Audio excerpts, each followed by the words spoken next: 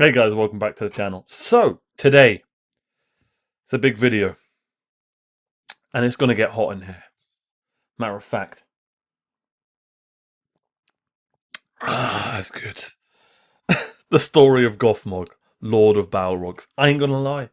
I know nothing about this Gothmog guy. Thing? Female? I don't know. We don't know. But before we get into the video, make sure you like, subscribe, and go check out History of the Ages. Really, really good YouTube channel. One of my personal favourites on YouTube. Shout out to them. Now we're going to be reacting to the story of Gothmog, Lord of the Balrogs. This should be a good one. Gothmog was one of Melkor's most trusted and feared generals in the First Age, leading the Dark Lord's armies to victory in many battles. He is also considered the greatest Balrog to ever walk Middle-earth. But how much do we actually know about him? Let's find out. Build me a home worthy of Mordor. Sorry. So you may have noticed the lack of our usual intro in this and recent videos on this channel, and that's because, if you don't already know, we have been given a letter by Saul Zeitz, the trademark owner for Lord of the Rings, The Hobbit, Middle-earth and all associated words, asking us to stop operating under the word Middle-earth. So we're currently in a bit of a middle ground situation where we're trying to decide a name for our channel. How unfortunate, man. That's so weird. So, did they used to be called History of the Middle-earth? And now they're just called History of the Ages? If that's the case, I genuinely prefer the new name. History of the Ages. Interesting. Hopefully you'll stick with us with this rebrand, guys. The content's remaining the same, just the name is changing. Mate, I'm telling you, copyright on YouTube. I'm a little 200 subscriber Andy. I can only imagine with 300,000 subscribers, like, the amount of legal stuff and this and that, so I feel for them. Yeah. I genuinely prefer their new name, though. Yeah, so much better. Okay, thanks a lot, and back to the video. So we need to make something very clear from the start. Many of you may know Gothmog from the Lord of the Rings. In the movies, he is the deformed orc that leads Sauron's armies into the Battle of the Huh? What a looker. Pelennor Fields, under the command of the Witch King. Slay them all. What of the wizard? I will break him. This in itself is a topic of debate, as many people believe that Tolkien intended the Gothmog to be one of the Nazgul. But that's a discussion for another time. This Gothmog was originally one of the Maiar that gave his allegiance to Melkor, and it was because of his brilliant mind and his ability to assume such an immensely powerful physical form that he was made Lord of the Balrogs. To give you a very quick rundown of what Balrogs actually are, in case you aren't aware, we will look at this quote from the Silmarillion. Of the Maiar, many were drawn to Melkor's splendour in the days of his greatness, and remained in that allegiance down into his darkness. Okay. And others he corrupted afterwards to his service with lies and treacherous gifts. Dreadful among these spirits were the Valaraukar, the scourges of fire that in Middle-earth were called the Balrogs, demons of terror. These spirits took the forms of demons with hearts of fire and whips of flame, and Melkor gathered them to him at the fortress of Udun. And when this fortress was eventually destroyed by the Valar, they fled west and hid in the pits of Angband, awaiting their master's orders. Gothmog was considered the High Captain of Angband, and, as I said, being one of Melkor's most trusted generals, his only equal in rank was Sauron.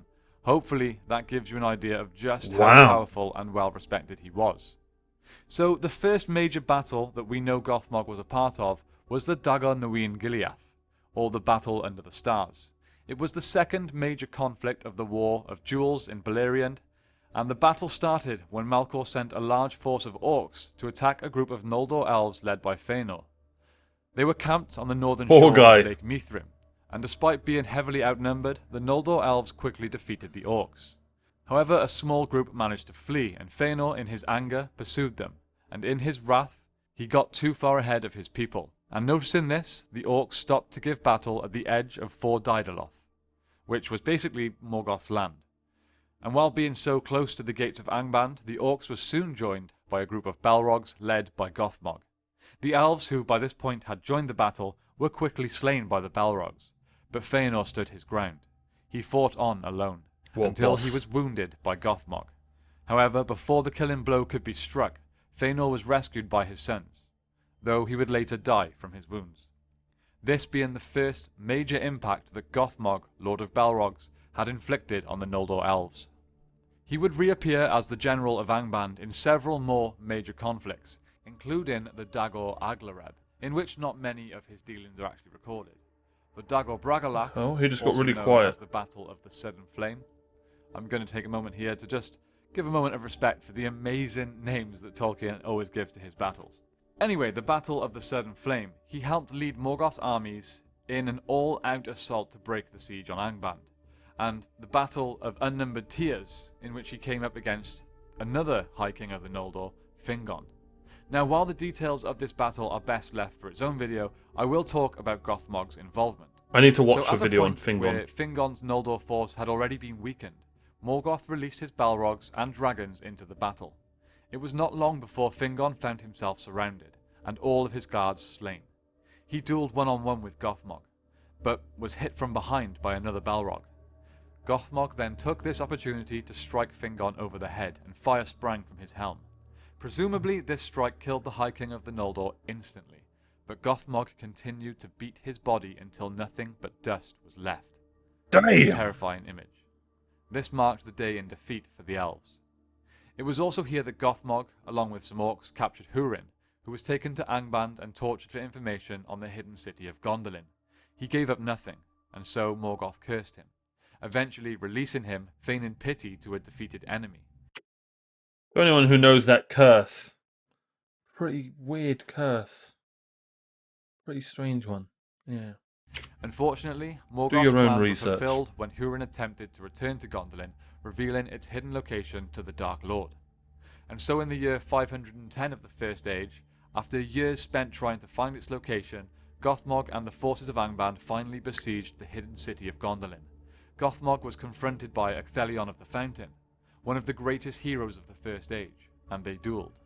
The Lord of the Balrogs eventually knocked the sword from Ecthelion's hand and prepared to strike him down, but as he raised his fiery axe, Ecthelion ran towards Gothmog, ramming his pointed helmet into the chest of the demon, forcing them both to fall back into the Fountain of the King.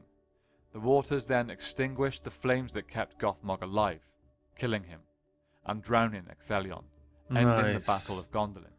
Nice. So, oh my god, I need to react to that Felion duel. That hopefully there's a video You on have it, that. my friends. That was the life of Gothmog, Lord of Balrogs, as we know it. Cool. It is very clear that he was an extremely feared being, and rightly so.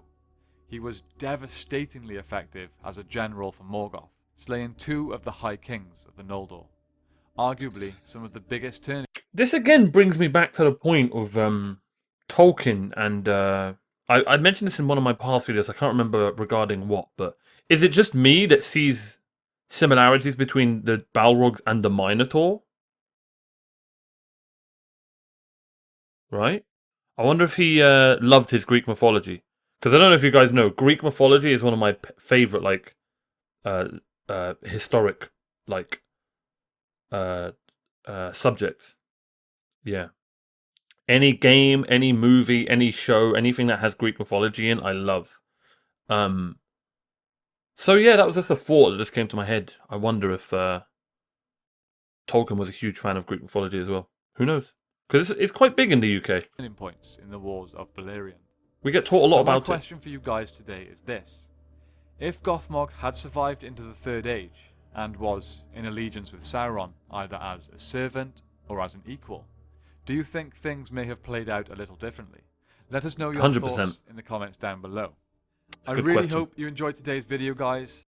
So I was expecting him to be the Balrog Gandalf fought, but I'll have to look more into that. Thank you so much for that amazing video, though. Shout out to History of the Ages. Legolas would have killed Gothmog, and Gimli would have said that still. I'm telling you, This is just a huge Lord of the Rings meme. Every video I watch, it's there. Everyone. Top comment. Just the phrase, a group of Balrogs. Can you imagine if they could put the Silmarillion on screen? Cue everyone saying it would be impossible to do. Nope, too much. Like, I understand it's too much. I understand. But, hear me out. A man can dream. I've already forgot his name. I think it was Ecphelion. Expelliarmus. Sorry.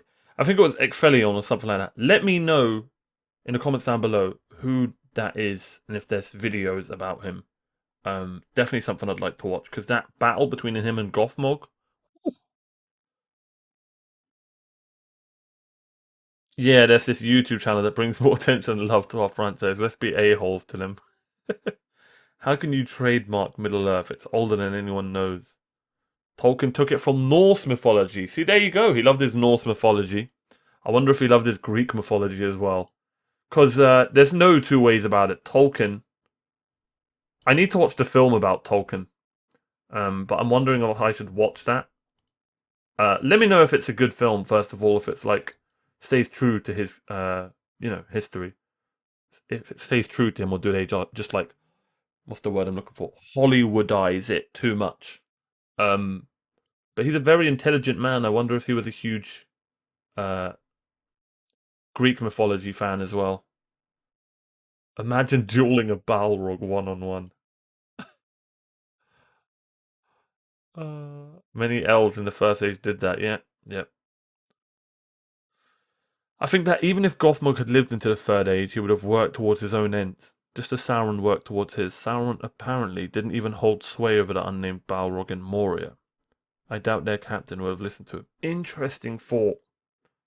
Yeah, Gothmog would have not served Sauron. Allies, maybe. Yeah. A Dark Lord and a Fire Lord. Lore of the Rings. There's already a YouTube of that.